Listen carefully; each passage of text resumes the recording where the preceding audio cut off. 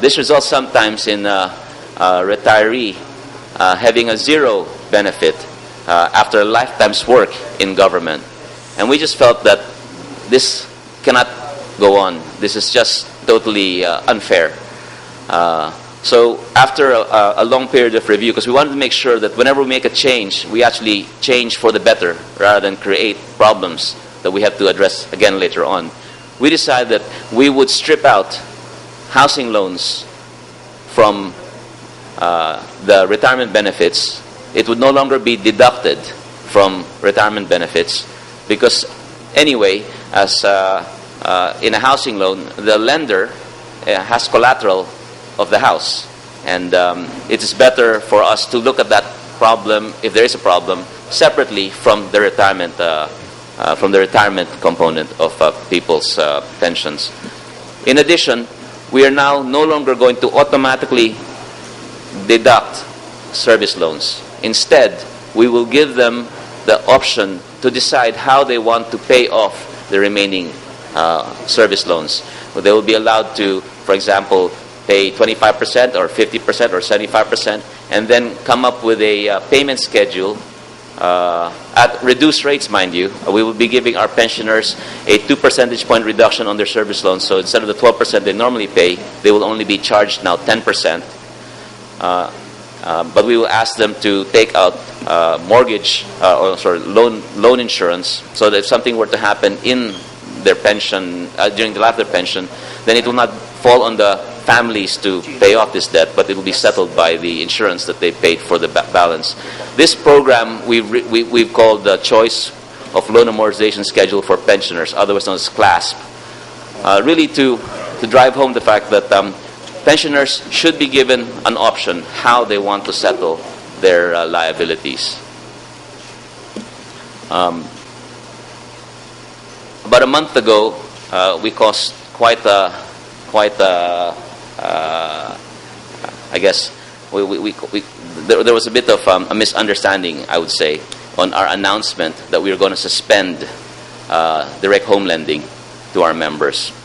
I mean, many reasons were cited for why we did this. We're running out of money. GSIS was in trouble. I just want to correct that impression. GSIS is not in trouble. We are very, very strong financially. In fact, we ended April with cash of about 40 billion pesos, and we have money coming in from overseas from the repatriation of these investments. The real reason why we have decided to withdraw from direct lending is that after 50 years of trying, we've decided that we don't know how to run a program for direct lending. We have right now on our books loans for housing of 20 billion pesos, and only 1/3 is current. 2/3 of our loans are in various stages of default. When the chairman said that we're looking at all our investments to make sure that they generate a reasonable return, this is not generating a reasonable return. This is generating a loss, because when you foreclose on a house, you spend again.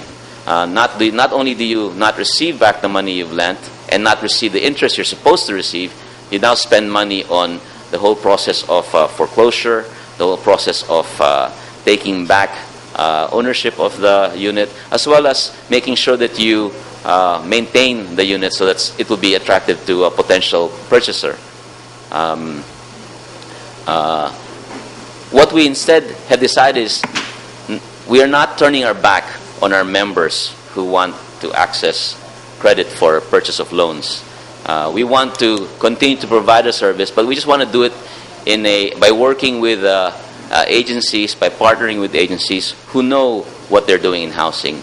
And there's a very interesting outcome and data that have come out of my discussions with Pag-ibig. I met with both President Vergara of Pag-ibig as well as Deputy CEO Emma Paria yesterday, and we looked at what we did for home lending in 2010, and this is very interesting.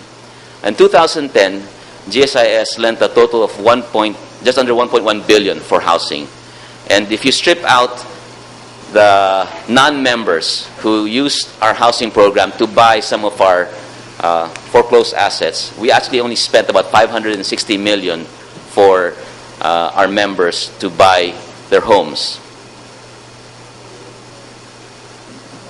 So that was 625 million pesos of loans for our members, and we had about 560 members who borrowed. Pag-ibig lent to 11,600 government workers last year, 20 times more than what the number of people we lent to. And they lent, including the AFP, they lent 6.6 billion pesos. Without the uniformed soldiers, it was more like 5.5 billion. So they're already lending 10 times more than what GSIS is lending in housing. So already Pag-ibig is doing the bulk of home lending to our members. And they're making a good profit out of doing it. So what we've decided at the board is really just to reinforce what is already happening. We will make available to Pag-ibig as a starting point 5 billion. The 5 billion they lent last year, we're going to give them an additional 5 billion to see if they can double their efforts and service more of our members who want to go into housing. That really is the reason and the rationale for why we did this. It's not that we're actually taking something back and abandoning the home lending aspirations, as of the home borrowing aspirations of our members. It is really a recognition that our members are already voting with their feet and borrowing from Pag-ibig. And instead of having the money sitting there not being deployed in housing at GSIS, we are going to make that money now available to them through a more efficient and a more effective administrator of home lending. Finally, and I just say the best, the most important for last, is that there's a continuing dedication of human resources and efforts towards resolving the issue which affects all our members, and that is the issue of updating of their accounts. I can report that after 8-9 months of concentrating on this, we are now in a situation where every month when we receive payments from the various agencies, all 7,000 remitting agencies to GSIS, we probably have reduced the amount that is not going to the right account down to less than 5%, and that 5% is now more readily and more easily fixed in the weeks following the reconciliation. What is taking us slightly longer than we thought? Maybe I was being very overly ambitious, and that is entirely my fault and lack of judgment. Because I thought we'd be able to resolve 3 or 4 years of backlog, in a shorter period of time, and I'm afraid it's going to take probably another 5 or 6 months before we can get that backlog of about 8 or 9 billion pesos of misposted accounts to our different members' statements. But that work is ongoing. I think we've broken the back of this heavy task, and I would expect that sometime by hopefully the end of the third quarter, early fourth quarter this year, this thing will been reduced so that most if not all our members will have more accurate statements. So I'll end it there. I know that there are a lot of questions, but I just want to let everyone know that we are really focused on providing the type of responsive service that we feel our members deserve, and we are working to make sure that we are making all the changes to our policies, to our procedures, even to our own structure. We are conducting a reorganization now to streamline ourselves to be able to deliver this kind of service. Thank you very much.